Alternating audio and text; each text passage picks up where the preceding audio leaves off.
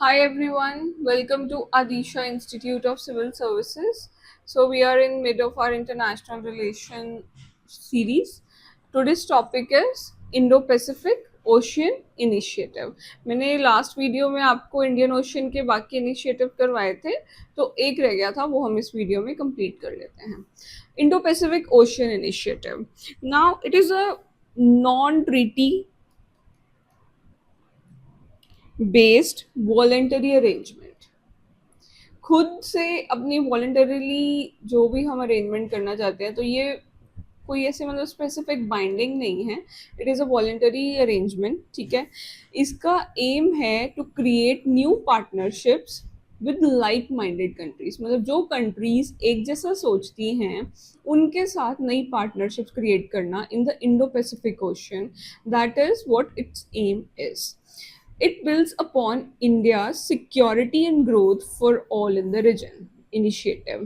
ये इसका जो बेसिक ऑब्जेक्टिव है वो इस बेसिस के ऊपर है जो हमारा इंडिया का सागर इनिशिएटिव है, that is security and growth for all in the region. कौन सा रीजन? Indo Pacific region. उसमें जो लॉन्च किया गया है, ये इसका ऑब्जेक्टिव जो है उस चीज़ के ऊपर बेस्ड है. इंडिया ने इसको 2019 में लॉन्च किया था at the east Asia summit in Bangkok, Thailand. East Asia summit हम ऑलरेडी वन ऑफ आर पिछली वीडियोस में हम कर चुके हैं, तो आप ज़रूर उसको जाकर देखें क्योंकि it is a very important initiative. Okay. So our next topic is going to be Pacific Islands Forum.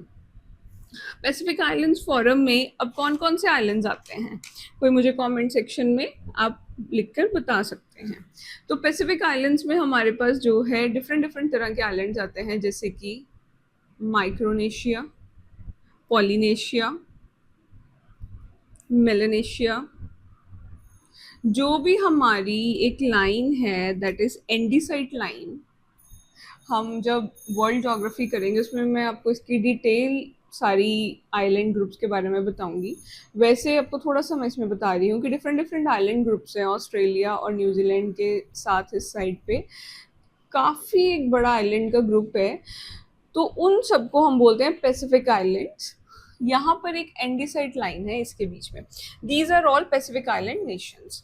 अब ये फोरम कब फाउंड किया गया था? ये 1971 में इसको हमने फाइंड किया था. इट वाज फाउंडेड और इसमें 18 मेंबर्स हैं.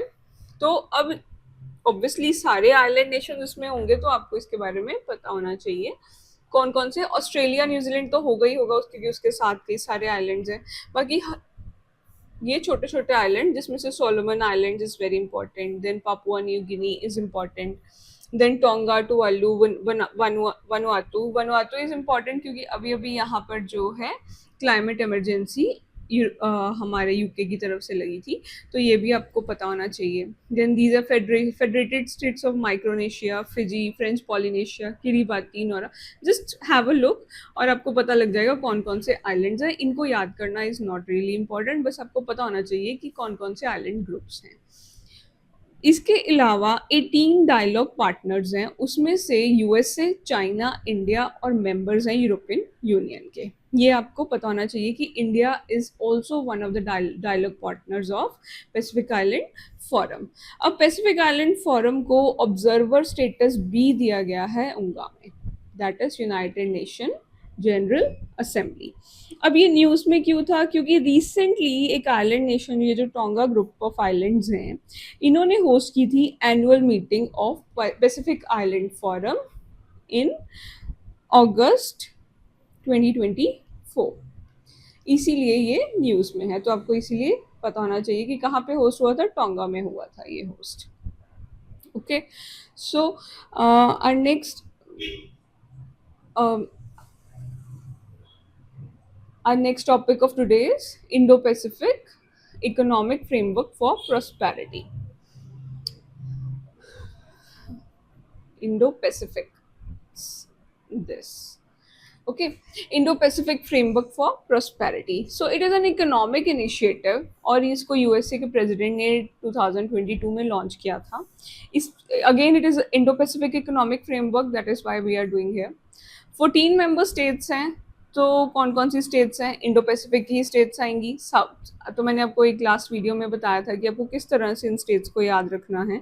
सबसे पहले तो देखो इंडिया है या नहीं है, फिर इंडिया के नेबर्स कौन कौन से, तो इसमें कोई भी इंडिया का नेबर नहीं है, ठीक है। उसके बाद ऑस्ट्रेलिया है तो न्यूजीलैंड होता है, ये आप इसको याद रखो इस चीज़ को, ठीक है। ऑस्ट्रेलिया न्यूजीलैंड हो गया। उसके बाद अब इंडो पैसिफिक रीजन से रिलेटेड या आप साउथ ईस्ट एशियन कंट्रीज को देख सकते हो कि कौन कौन सी साउथ ईस्ट एशियन कंट्रीज है। उसमें से हमारे पास है, एक तो है Brunei, then we have Indonesia, then we have Malaysia, Philippines, Singapore, Thailand. सी 5 तो आपको ऐसे ही याद हो जाएंगे, यूएसए तो हो गई, और एक वियतनाम, ठीक है। इसके अलावा कौन कौन सी रहेगी हमारे पास, जापान एंड साउथ कोरिया। तो ऑलवेज कोरिया का सिर्फ साउथ कोरिया ही होता है, नॉर्थ कोरिया किसी भी ऑर्गेनाइजेशन का पार्ट नहीं होते। And I am telling you this is really important, क्योंकि अभी रिसेंटली ही ये चीज़ आई है, ठीक है। इसके 4 पिलर्स हैं, कौन कौन से हैं, trade, supply chain, clean energy, decarbonisation and infrastructure, and tax and anti corruption. अब ये इम्पॉर्टेंट क्यों है, क्योंकि सबको रिक्वायर्ड नहीं है कि चारों के चारों पिलर्स ज्वाइन करो, और इंडिया ने ट्रेड पिलर को ज्वाइन नहीं किया है। तो ये आपका प्रीलिम्स का क्वेश्चन बहुत आसानी से बन सकता है कि एक तो कौन कौन से पिलर्स हैं और इंडिया ने कौन कौन सा पिलर ज्वाइन किया है, या इंडिया ने सारे ज्वाइन किए हैं, तो ये आपको पता होना चाहिए। अब इस इनिशिएटिव का एम क्या है, to contribute to cooperation, stability and prosperity, development and peace within the Indo Pacific.